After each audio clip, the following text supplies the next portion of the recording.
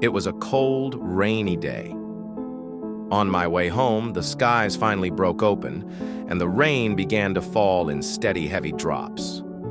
I took shelter on a worn wooden bench at the bus stop, right across from the park I used to visit when I was 18, a place filled with memories I had long buried. A woman sat beside me, a small child clinging to her side. Her perfume drifted toward me, and in an instant, it pulled me 10 years into the past. She was a stranger, at least, she was supposed to be. Yet I knew her birthday. I knew what she loved and what she feared most. I knew where she was born, how old she was, and the exact shade of her smile. I knew she hated cucumbers and tomatoes, and that she couldn't stand the feeling of being pulled away from the present moment. I knew her height, the name of her favorite singer, and the song that could always make her close her eyes and breathe a little deeper. I knew the way her warm smile could wrap around you like a blanket and make you ache with nostalgia.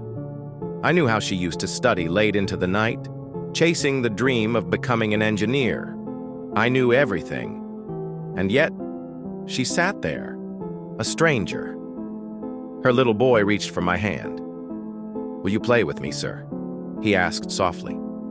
She pulled him back gently, her voice low but firm. "No, Tony. He looks tired."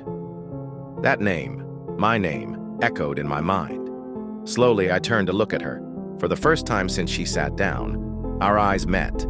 And in hers, I saw an unspoken sentence, a quiet, sharp truth that cut straight through me. I stood, the rain dripping from my hair, my pulse heavy in my ears.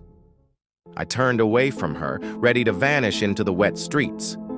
But before I did, I looked over my shoulder, and with a voice I barely recognized as my own, I said, "My name is Tony." And I walked away, the sound of the rain swallowing the silence between us. Perhaps we were no longer strangers. Not anymore. The end.